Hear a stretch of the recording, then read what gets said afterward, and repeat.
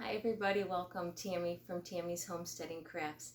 Today's video, I'm going to talk about the retreat that I went on and the very first trunk show that I did this past weekend. If that is something that interests you, stick around. So before we get started, I just want to welcome you all to my YouTube channel. I appreciate you stopping by. For those of you who this might be the first time you've stopped by my channel and this is the first video you're watching, I hope you enjoy it. And for those of you who've been coming from the beginning, watching and supporting my videos each week, I really appreciate it. If you have not subscribed, please consider doing so. It does benefit me by you subscribing to my YouTube channel. Okay, so let's get started. Okay, so this past weekend I was able to go to a retreat at Bellwether Farms that was put on by Around the Table Yarn in Ohio. And they invited me to the retreat and to do a trunk show. So I was there for the day for my trunk show for my bags. And it was a really good, enjoyable retreat. Had a lot of fun, met some wonderful ladies. And the next part of the video is the retreat. I videoed while I was at the retreat. We had a tour of the farm and to talk about things on the farm. So I'm not going to talk a whole lot about the trunk show itself because it was a trunk show. It was at a retreat and I was just able to set up and sell my bags. The rest of the video is going to be showing the retreat, the building that we were in, and also the farm and taking a tour on the farm itself. So hope you guys enjoy. Good morning everybody. It's dark 30 and we are getting ready to go to the retreat in Ohio. Just wanted to let you guys know we're going and it's going to be so much fun. Hopefully I can start videoing later today when we get some light. See you in a couple hours.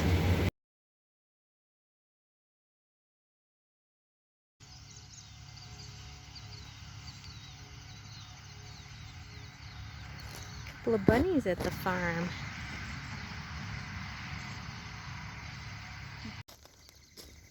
There's a little bunny over there. Must be the baby. Did you lose your baby? Because he's over here. Towel on the floor friendly, so you're not gonna get on your knees. There's gonna be some sitting and some standing and general relaxing. We do have waivers of that. We'll have a stack of those in front of the barn when you show up. But it's gonna be fun. We're gonna play some music. We're gonna do yoga outside. It's gonna be lovely. You can type your project notes here if you want to. So remember, I can have my keyboard attached.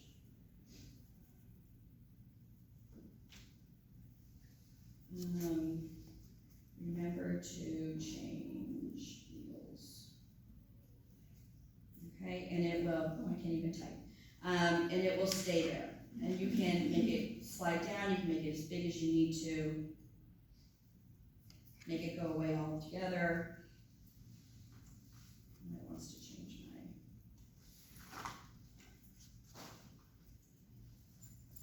We'll head down to the youth camp just so those who aren't staying there can see it. And we'll show you the one man whose specialty. Yeah. He's over there in one zone. Next week. Nice. The Barbies are gonna go there. But yeah, I'll keep stopping and talking and get into something worthwhile. But there's so many things to see and talk about. So if you see something or hear something that interests you, Just yell. push me in that rabbit hole because otherwise I'll just sort of go on my own. So the questions help steer and make sure that you guys find out what you want. I know. Hey. Yeah. Thanks.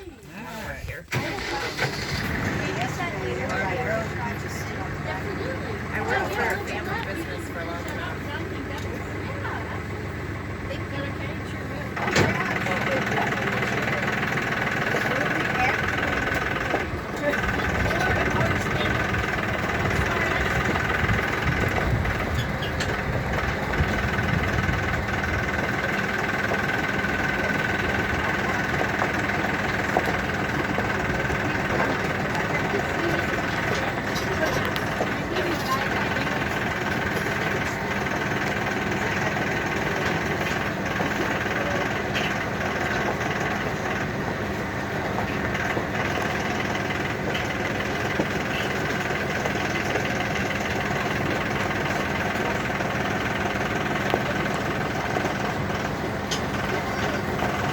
want to take him home.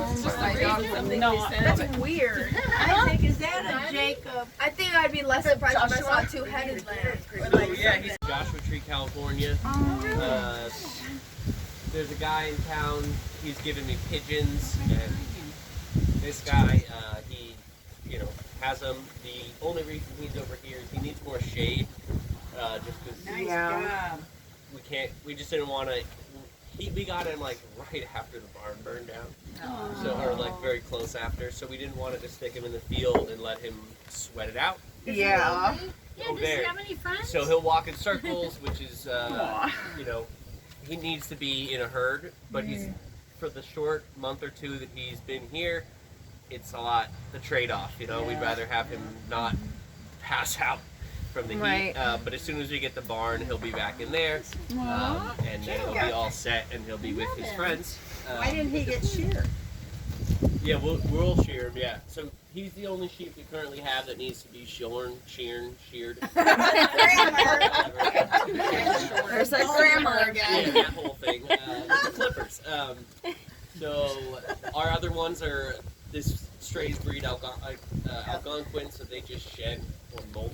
Right. It's kind of gross, but it's a lot easier for us. We just got them. One of our former staff members had them, and so we use them for meat and for education. But other than that, we're slowly weaning down until we can get like a Suffolk and Dorset, one of those two. Good idea. Yeah, and then we'll have wool and lanolin. So you all definitely were like, we're like, all right, fine, we can deal with it. There'll be people who want it. So yeah, soon enough he'll be back home in the field, but he gets water and hay and love from the humans at least. I love you. Yeah, this is also our youth camp. So we got like the 15 cabins. There's about 10. You can sleep 10 people in each cabin. And then we have these bathhouses, 2 bathhouses. But they're very stalled. So each shower has its own changing room, and each toilet has its own stall. Yeah, so there's no urinals. It's very ambiguous. So we have family camp where we have each cabin gets rented out by a different family, and we don't just any. It's totally safe and accessible, handicap and privacy-wise for all demographics and age groups, which is nice. It allows us to just be open. It's kind of the same thing we do with all of our rooms. If you notice any meeting space, there's nothing permanent in them other than the one conference room, because we want to be able to adapt to anybody. We have like a higher percentage of our rooms are wheelchair accessible, which when you're at our size isn't as many rooms as a hotel, but percentage-wise we're about 5 times over what most people do. And so our goal is to just have, no matter what it is, be available to any sort of demographic, age group, accessibility, whatnot. When do you do family camp? Like, is there certain times of the year? Yeah, it's like a weekend in the middle of summer camp time, in July, I believe. So, yeah, it's kind of like a mini break for camp, but also fills up the space. It's nice.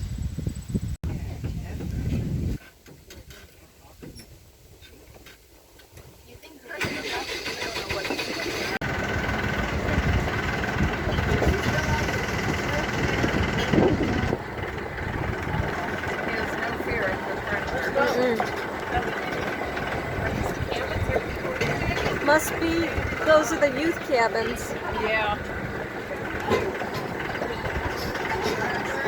That's a turkey vulture. Up with the tall grasses, but we hay it all, and that's just what we feed our animals throughout the winter.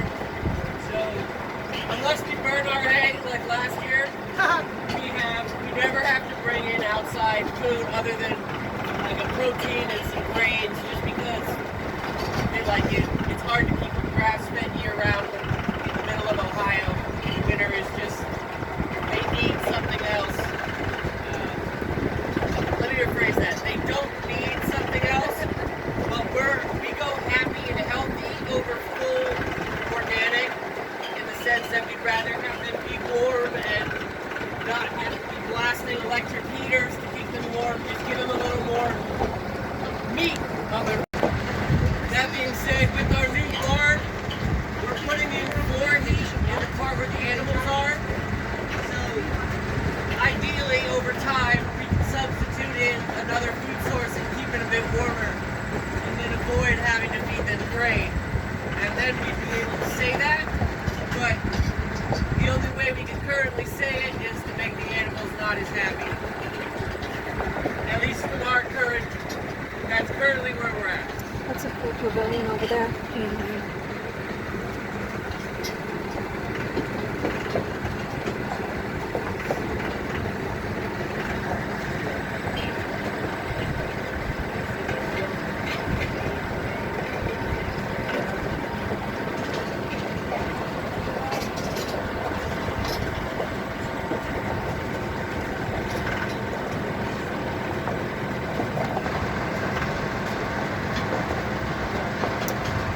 They have a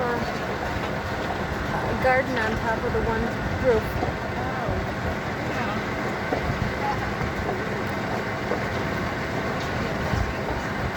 That's really cute.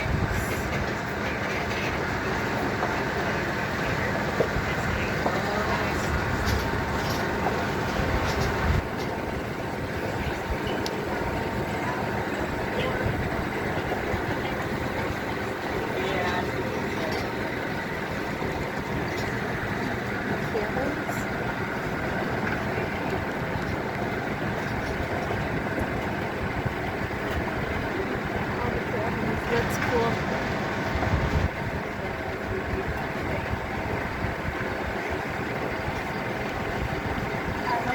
My number 11. Your number 11? Number 11. Yes.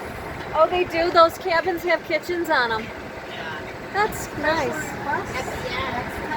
Cool. Not in the room. Especially Not in the room on the end? Not in the room. Okay, on the end. Every building shares a room. Oh, that's cool. It has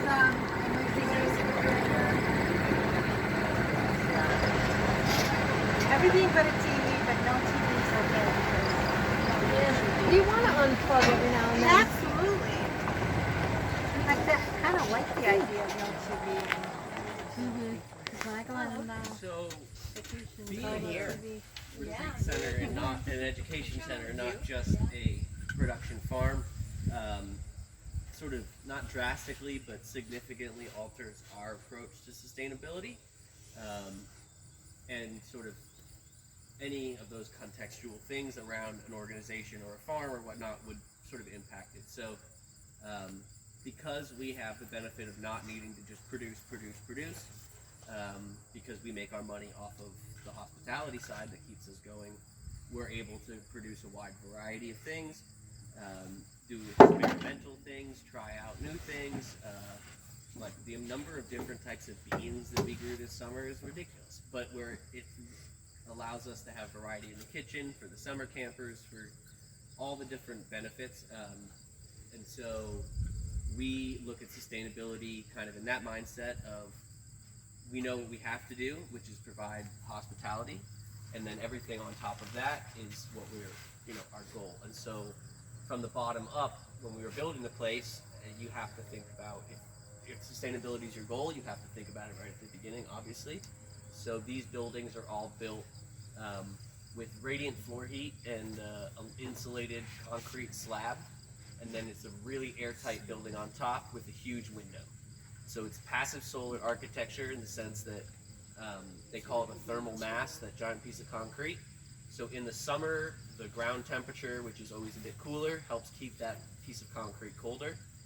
And then you only have to use the AC to adjust the top bit. And in the winter, the sunlight heats up the concrete, and also the radiant tubes that go through it heat it up more. And so then that helps keep the room at an ambient temperature, and again, just preferential adjustments with the HVAC.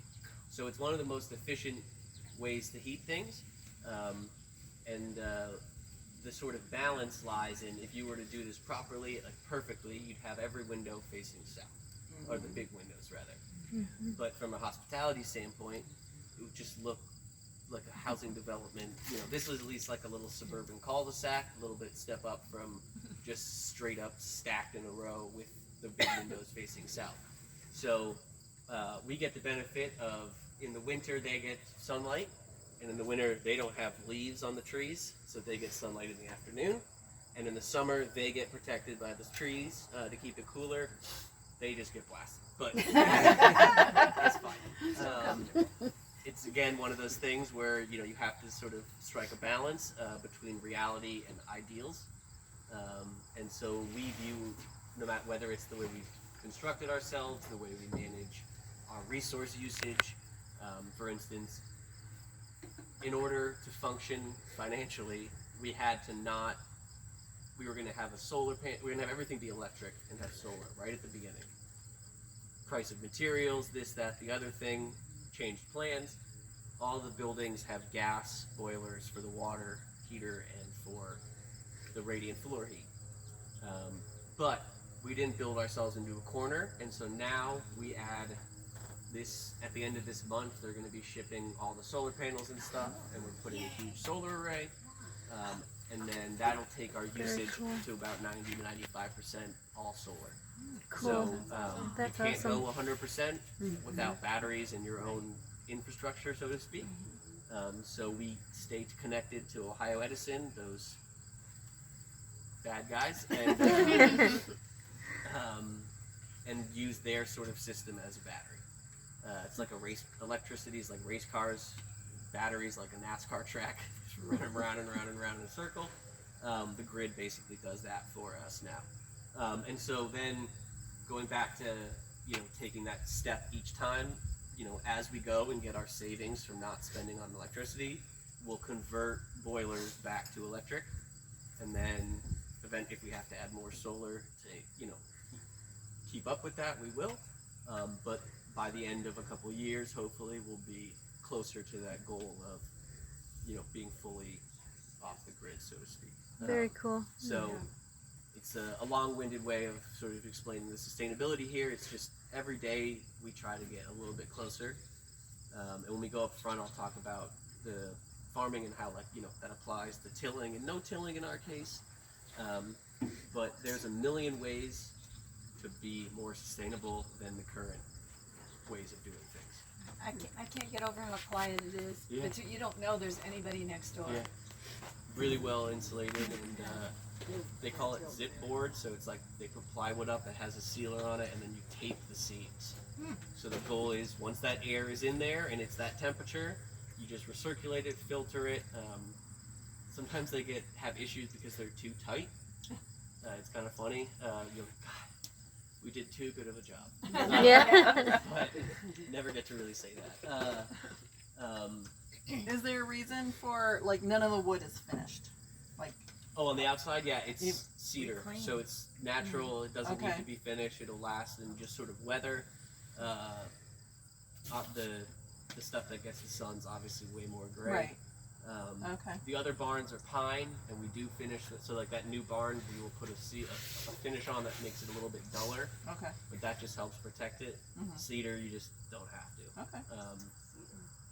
It's a weird look, but it's like tie-dye. Makes the same. Yeah. So what are those buildings over there? Yeah, so we'll go this way. We're gonna go up around the field and back up to the front of the farm, and I'll stop. I'm gonna pull past the bees and stuff and then stop. But these are some staff cabins, and then the two smaller sheds on the right. There's the maple syrup, where we evaporate the sap down to syrup, and then next to it is the honey, and in between is the beehives. Cool. So it's sort of like our little sugaring sector. When we take campers over there, we can show them the difference between how we take nature's syrup water and sugar water and make it into a sugary substance, and then how the bees do it like 50,000 times better. Yeah. So it's a fun little demonstration. But in the winter or early spring, end of winter, definitely get on the website and see about signing up for the sugar squad if that kind of thing interests you, or the beekeeping buddies. We like alliteration. It helps me remember what the heck I'm doing. But we break it down very much into volunteer style activities, and as with everything, it's all about education. So like, for instance, we didn't have a very good year of honey, so we just have honey and syrup for the kitchen, but we don't have enough to sell just because it was one of those years. And so we just have that balance. But whatever we do in the kitchen will always be with the honey and syrup, to make sure. So yeah, I'll go up and I'll pull up by the bees. If anybody has any questions or whatnot, I'll pull past them though, don't worry. Okay. And then we'll loop back up to the farm and get to spend some time with the good stuff. Sound good? Yeah. Sounds good. It's not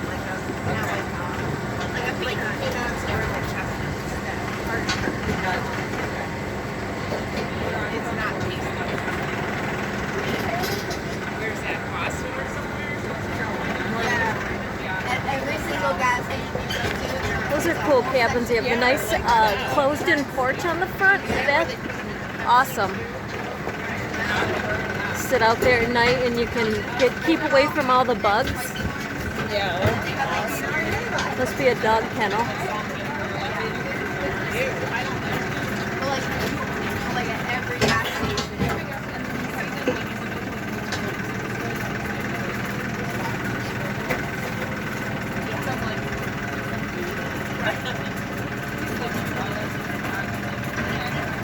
So that's the sugar one.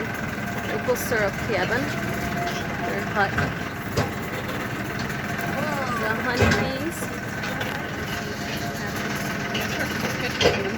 Yeah. The honeybees. And then the bee one. So just briefly, about here is where the river starts to loop back straight north. It kind of comes up here a little bit, but it sort of splits off. So we're bordered on three sides by the Vermilion River, and then obviously Route 60 is the other border. So I always tell people, literally, you cannot get lost if you don't cross a road or get wet. And so, like for instance, that little trail down there kind of leads. There were some trees down. We cut them into little stools, and they're sitting there. So there's tons of little areas around where you can duck in and out, and go spot the river, and then come back, sort of in zone with the. But we have a family of eagles that live around here. I don't know if I've seen them too recently, but there's usually always at least one or two flying around. So does that mean we do not need to walk down here in the eagles? Would they attack Oh, or? Okay. No, unless you're like a tiny little dog. Right. No. Then my dad, when he used to bring his little dogs out, he bought Under Armour onesies that were like Under Armour orange and yellow. Oh, that's funny. Yeah. They would just like stand out. It's hilarious. But it's the Vermilion River. There's a dam right down there in Wakeman, so the steelhead sort of come and get blocked up here. There's really good fishing, and we're also close enough to the lake that we get that variety in avian species, a lot of waterfowl and a lot of goose, ducks, the whole 9 yards. So you'll notice by that little pond up front, there's like a little pebble beach.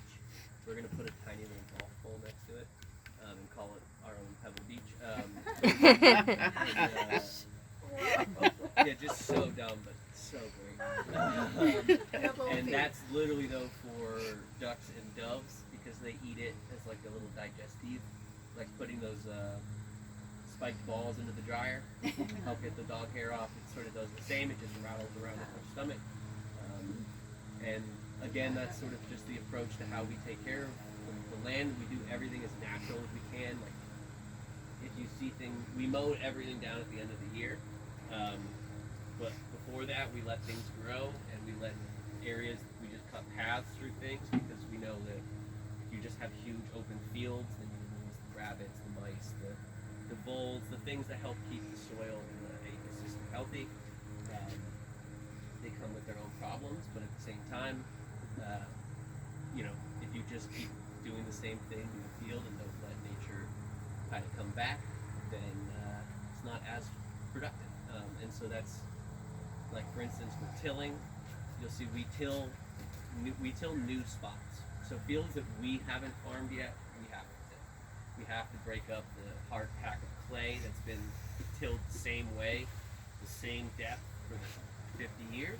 We need to go at a different depth and break it up and get some of our own manure and sphagnum, like peat moss and things in there to help break up the monotony that is the soil, because they spray and they add the nutrients they need, and we don't want to do that. We want to just have it already in the soil. So we'll till something at first, and then we'll use the smaller tiller to shape the beds, and then after that first year, we don't, unless it like really gets messed up or something bad happens, it gets too much water, we need to drain it, whatever it is, we really don't want to disturb it. So we let the fungus grow the mycelium in it, let the bugs and the worms enjoy their time there, and you know, we don't want to mess up that top good chunk. So then all we have to do each year, once we've established a good base, is just go and fluff up the top bit so our seeds can get their roots in. That's it. And so we know that if you look online, it'll be like no-till is the most sustainable way. Like 100%. But you also can't produce anything off the field that's rock like, hard. we just planted in here. Yeah. We produce stuff, but not enough to sustain. It wouldn't be worth it, and we would be in a hole. So instead, we do what we have to do, and then once we get to where we think we want to be, because we know where we want to be exactly, get to where we think we want to be, we can then just maintain. And so then we just add things from our own farm.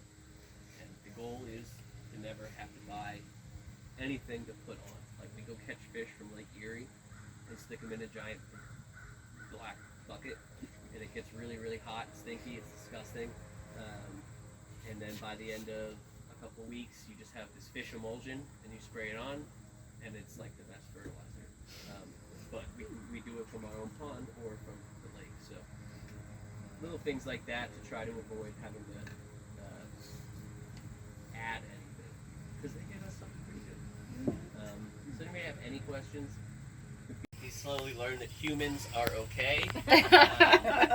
He tolerates them now. Yeah, exactly. But it is really cool. You put them in the field, small animals like a raccoon or a coyote or something, instantly they know not okay. Yeah. So wait, Baby goat, they don't care. They're like, oh, that's fine. So that, you know, my dogs, if it's a certain size, they're like, that looks like a snake.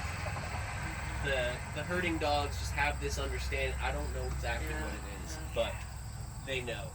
And you don't really have to do anything. We always say Sarah, we had to get Zeus so Sarah could train her, or train him, but like, we could have thrown Zeus in alone and he would have known exactly what to do. It's so deep. So his hair is not a problem with the burrs, and it's like a... No, it's technically like an armor. So under the neck, it gets really matted and thick, and it's so nothing can really get through to their vitals. And in the winter, they love to sit outside the whole time. As long as we have a little bit of shade and enough water for them, they stay fine in the summer. If it's like a super hot day, I'll take them inside just because.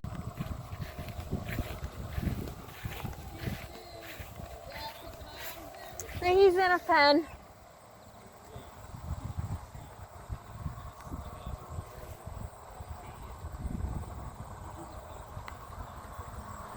These are the sheep that just molt. That's kind of cool. I didn't realize you had sheep that molted. Instead of shearing, they molt. It's kind of cool, this sheep that molt. I didn't realize there was sheep that molted and just lose their hair. Oh, yeah. Hi, baby! Well guys, that was it for today's video. I hope you enjoyed it. I really did enjoy going to the retreat and seeing the farm and being able to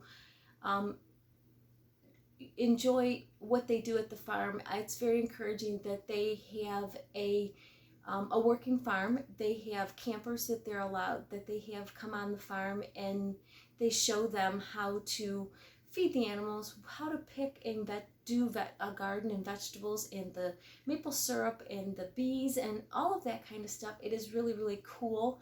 I learned some things I did not know. They have sheep that molt, where you don't shear them. They just lose their hair. And that I did not know they they had sheep like that. I thought all sheep had wool, but the kind of sheep that they have on their farm, besides the Joshua sheep that they have, all the other sheep that they have on the farm, they just molt. They don't shear them. They just molt and they lose their hair, and their hair is kind of like goat hair, pig hair. It's just kind of, it's hair. It's not and cow hair. It's not it is not fleece at all, and I did not know that. So I learned something new myself this weekend, so that was kind of fun. But that was it for today's video. I hope you guys enjoyed it, and as always, I will see you on the next one. Have a good day. Bye.